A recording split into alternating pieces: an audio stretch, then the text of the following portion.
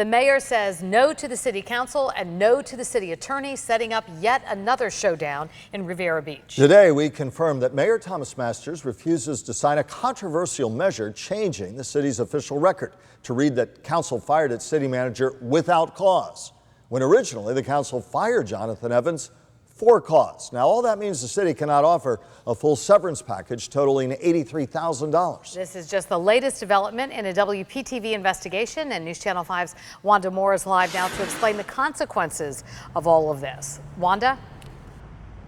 The mayor said that he doesn't believe that the city can change why they voted to fire the city manager a month ago after the fact. But that's exactly what Andrew DeGraffenreid, the city attorney, is asking them to do. So, who is Andrew DeGraffenreid? We looked into his background and we found that he represented at least 2 city council members before he was hired by the city.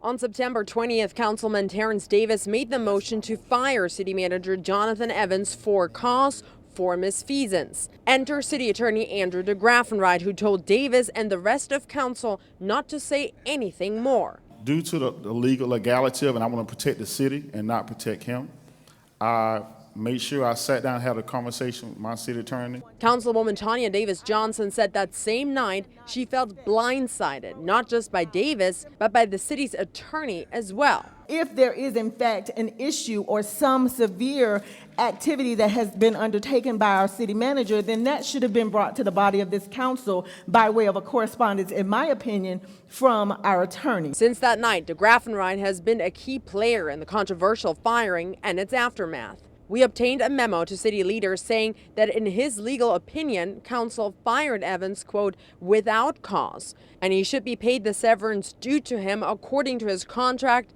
$83,000. This despite the fact that Davis made the motion to fire Evans for cause. For cause for misfeasance. DeGraffenreid's memo did not sit well with City Finance Director Randy Sherman, who denied DeGraffenreid's request to prepare a check for Evans. Let me put it this way, Mr. Davis. I have an attorney. And Sherman is not the only city leader who appears to have lost confidence in DeGraffenreid's legal opinion. So does the city council chair. And I sometimes question your legal advice. Riviera Beach originally hired DeGraffenreid in 1990. In 1998, just 1 week after council voted to renew his contract, the city suddenly fired him. DeGraffenreid responded by filing a lawsuit claiming city council should not have allowed one member to change his vote. The city and DeGraffenreid settled in 1999. While in private practice, DeGraffenreid sued the city multiple times on his behalf and for others. He also represented city council members Terrence Davis and Lynn Hubbard. In 2013, he represented Davis in a lawsuit that sought to disqualify Davis as a candidate for city council. 3 years later, he represented Hubbard when she was sued by another council member. Now, with 2 former clients as council members, DeGraffenreid was rehired in July 2016.